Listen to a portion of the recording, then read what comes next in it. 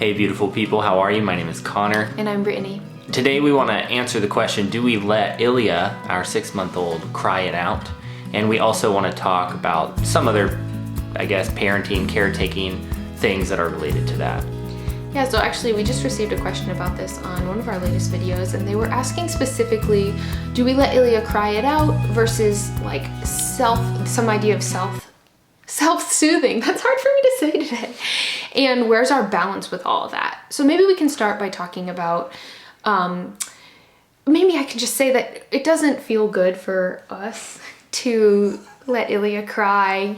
Like when I feel like in those moments, Ilya is communicating with us, letting us know that they're in distress, they need something, and we really want to respond to their needs right away, and so that's what we do. Yeah. I'm laughing because we recorded this video a little bit ago, just the intro, and Brittany said self-soothing a few times. Connor asked if we wanted to do it over again. I said yes, but I'm just rolling with it. Yeah, let's roll with this one. This one's a keeper. It's sweet.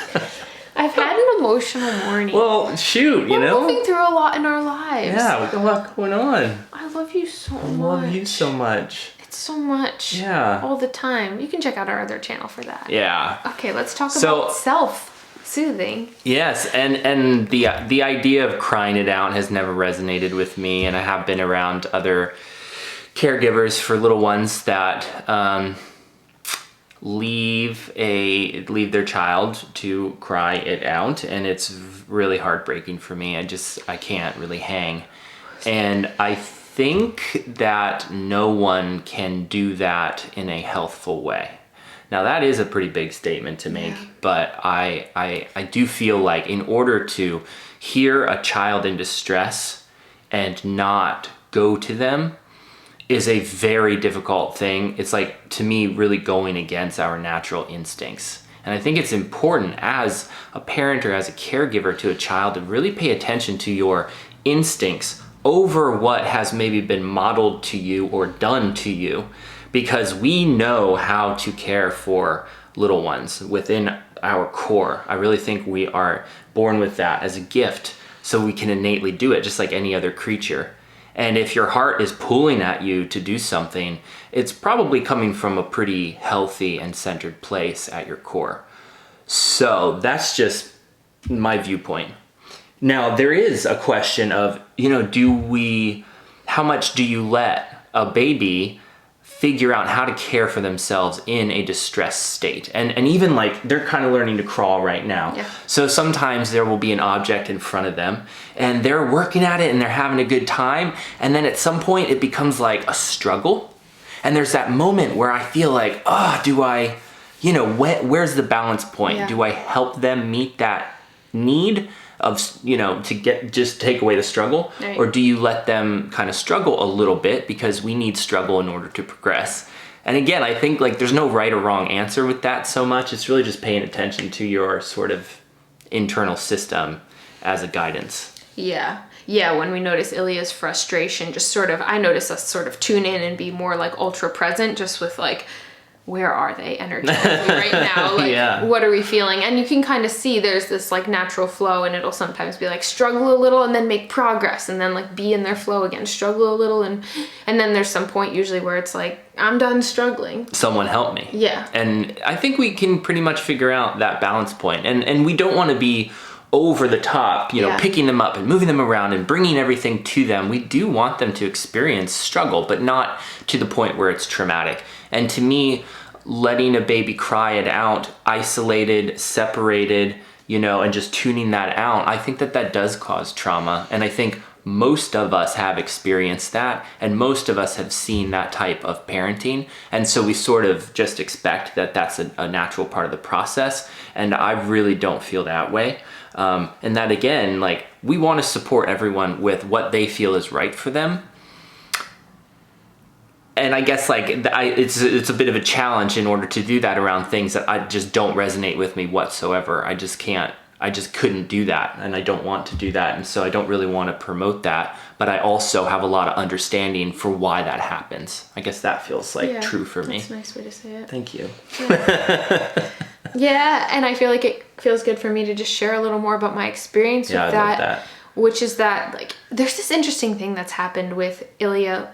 I feel like you've shared with me recently, like just thank you for the way you care for Ilya, or just shared some gratitude. And I've noticed like there's this part of me that feels like, oh, there's like no question about it, and it feels really primal, this caretaker being that's inside of me. I've always felt that, and specifically around Ilya, I feel like it's like they're an extension of me, they're an extension of you. They're just, I'm caring for this being, and I'm going to put everything I have into it, and it feels really primal, and it feels really deep, and it is in a way the deepest love I've ever known. And also it feels kind of like I'm not trying for it. I think it's like part of your nature. It's just a part of me. Yeah, it's part of my nature. It feels like it's really coming through me, and I feel similarly about responding to their needs.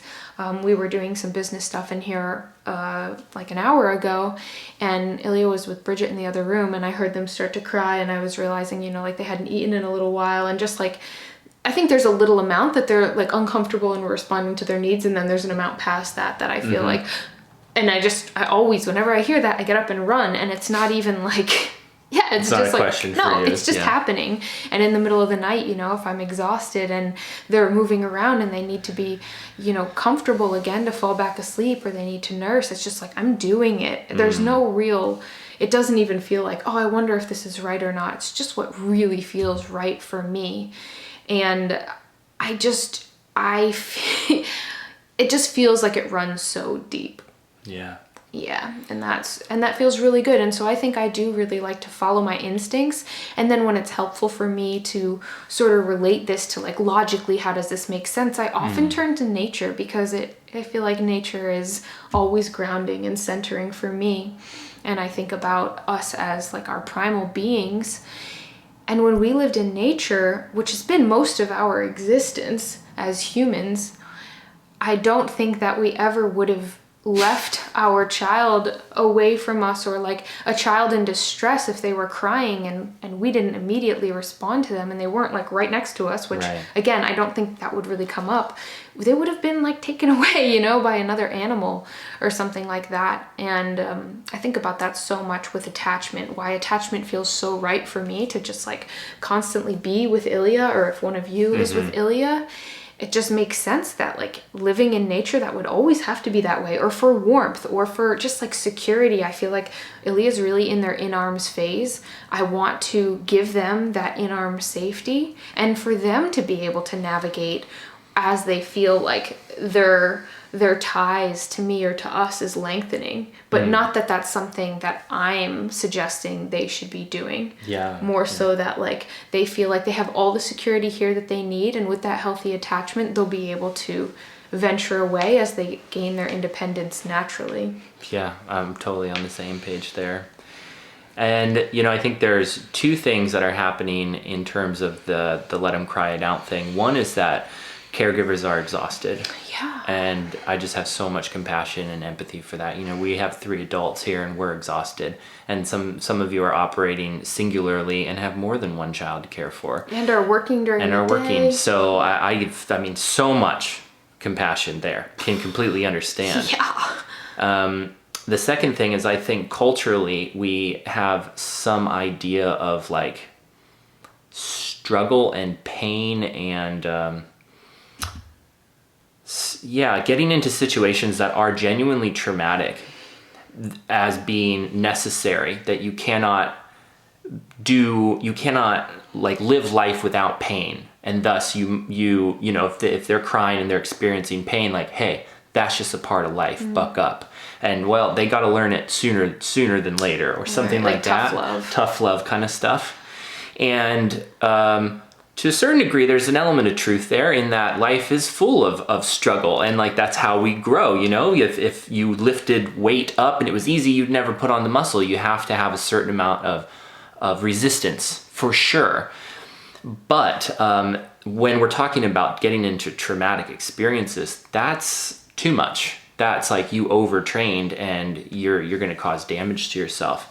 And so that's what we're talking about in finding this balance point between letting Ilya figure out who they are in the world and how to care for themselves and how to have a healthful struggle without venturing into a traumatic situation.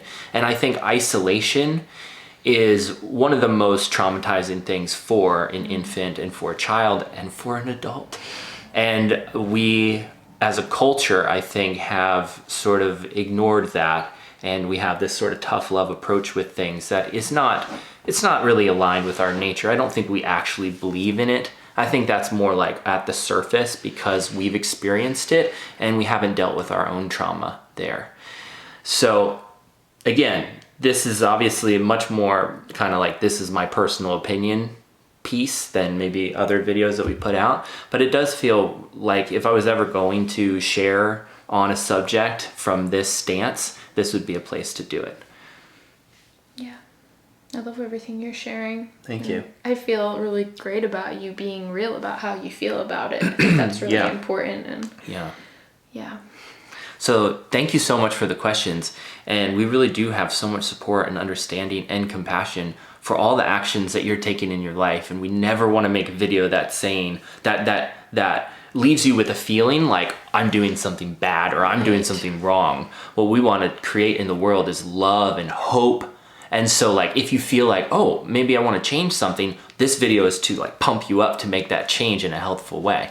And always just to invite you to tap into more of your natural instincts and what's feeling right for you. And I think if we operate from that centered place of alignment for ourselves, we're going to do good things, where the y'all. good stuff is. Oh yeah, baby. Yeah. Whatever that is for you. Yeah. So we love you so much. Love you. If you want to get closer with us, we have a couple ways to do it. Yes. A couple are free, a couple are paid. You can pop on over to Instagram. We both have our individual accounts and our shared account. And then we also have our membership account at ConnorandBrittany.com. We have like 150 plus videos over there now. Yeah, and like 25 exercises. We have discounts and galleries. It's a lot of content. So we really think the price is worth it, and it's a way to contribute back to us if you feel like what we're doing is valuable, and you get something for that contribution. So we really appreciate that.